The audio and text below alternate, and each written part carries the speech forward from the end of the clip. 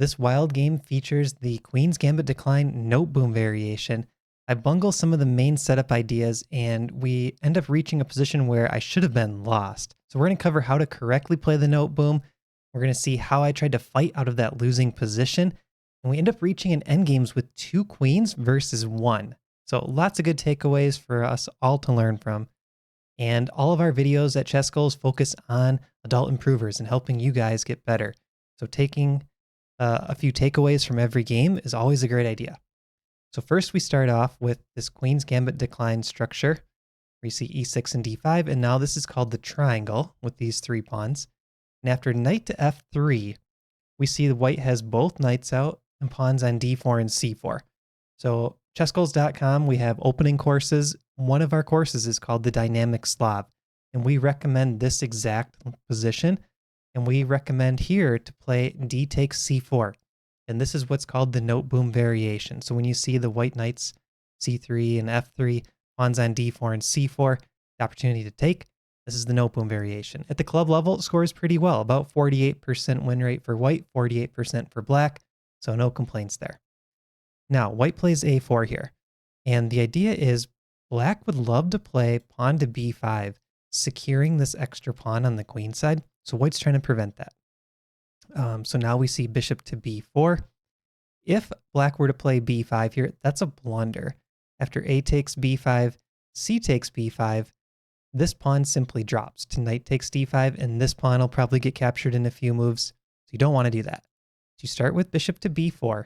This pins the c3 knight, and now black is ready to play b5 next. So we see e3, white's threatening to capture, pawn to b5, and for now, black is up a pawn. Bishop to d2, renewing this threat of a takes b, followed by knight takes, pawn to a5, and now here, the Dynamic Slav course recommended line is to gambit the pawn, and this is the main line. So this is what happens in most games in the Noteboom. We see a takes b, grab the knight first, bishop takes back, pawn takes. So now there's no knight takes b5, but then white has this strong move, pawn to b3. It's the only good move for white. And at this point, we're following over 2,000 games in the ChessBase database. Super common. You cannot play pawn to b4 here because this a pawn is pinned down to the rook. So b4 is met by bishop takes b4. So first, we recommend bishop to b7, defending the rook. And after b takes c, pawn to b4. So we're still in opening theory here, 11 moves deep, and my opponent was well prepared for this line. He knew I played the Noteboom.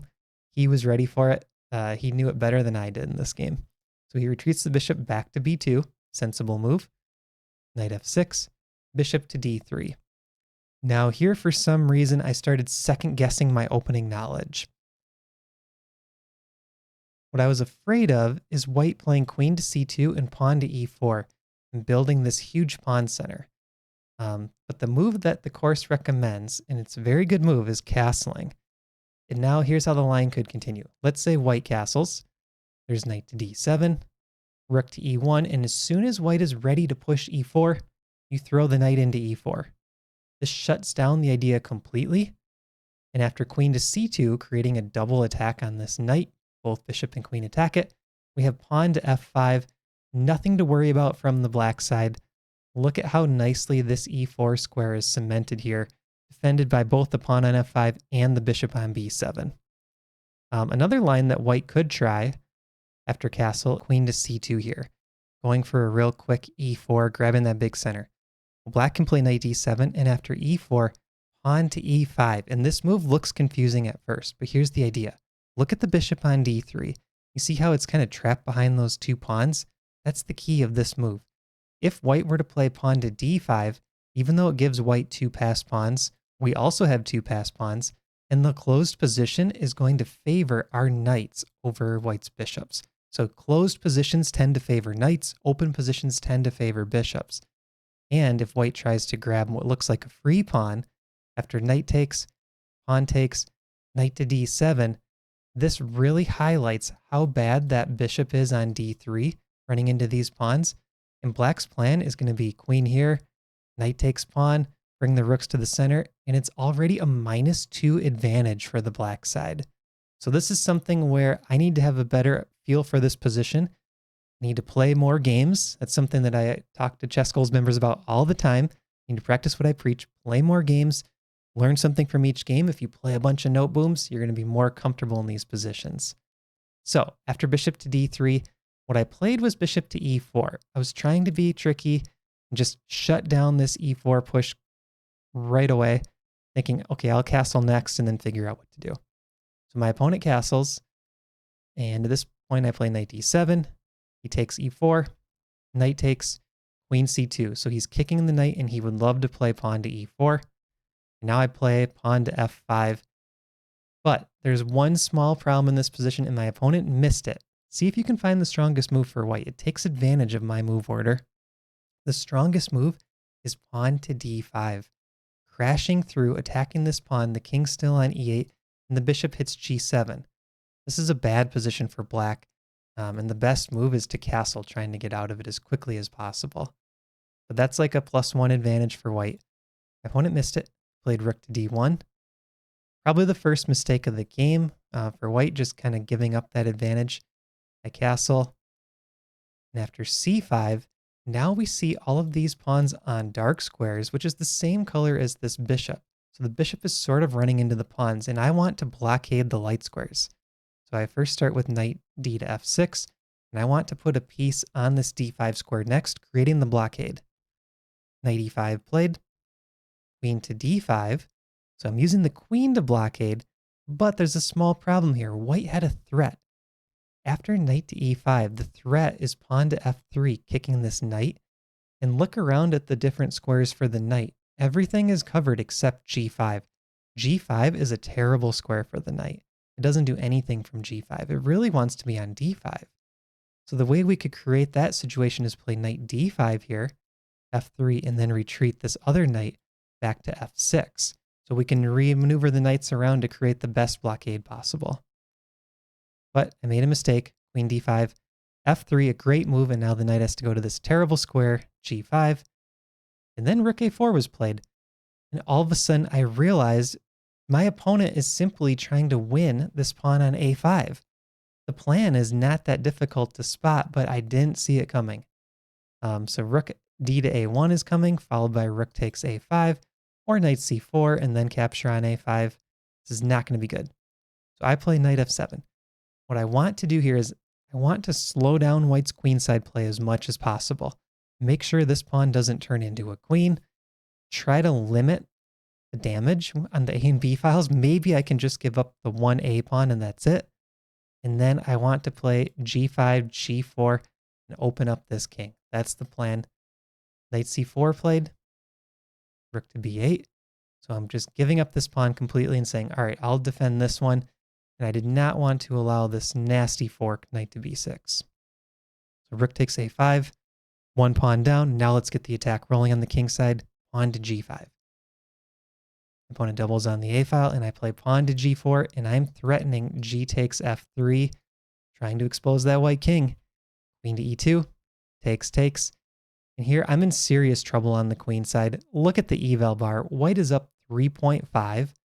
This is a crushing position, but when you're in a bad position, what you want to do is increase the variance in the position, increase the complexity, make it difficult for your opponent to find good moves. That's what I'm trying to do here. I'm trying to create counterplay out of nothing by opening up this G file. And if you look at the engine eval, it's saying +5 in this position. White's completely dominating, but it's not the easiest position for a human to play. There's a lot of tactics. See if you can find the best move here for white. The strongest move is pawn to c6, opening up the attack on the queen. And this is a really cool idea. If queen takes c6, now pawn to d5, sacrificing another pawn, but opening up that bishop along the long diagonal. And if I take, using the queen to guard f6, now there's rook to a6. Black has to sacrifice the queen, and this position is dead lost. It's +6. White should go on to win. So white is able to use tactics here to really open up the lines. Open up the rook, open up that bishop. This king's in trouble. My opponent played rook a6 in the game.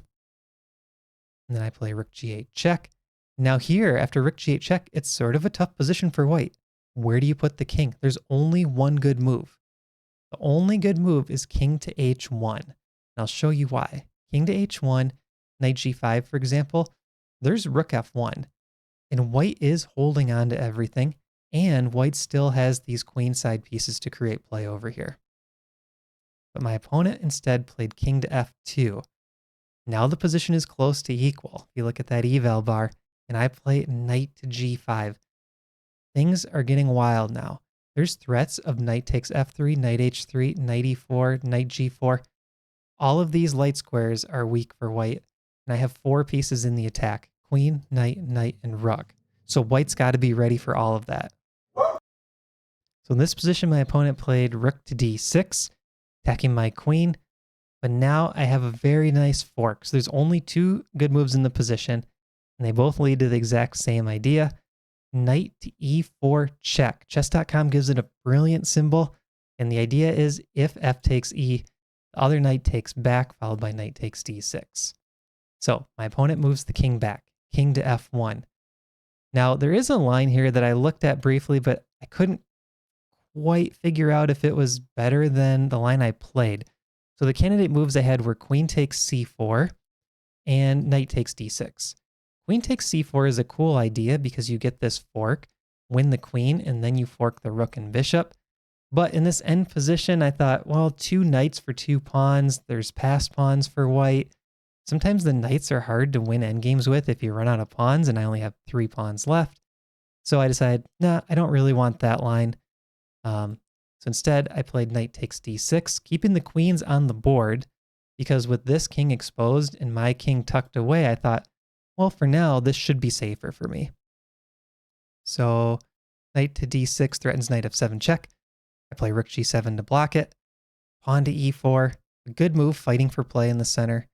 And after f takes, now I had to spend a little bit of time here to calculate that this all worked, but there's a forced sequence.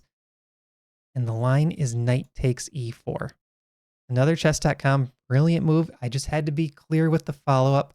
If you want to pause the video and try to calculate this out, go ahead. But here's what happens. White takes back, rook f8 check.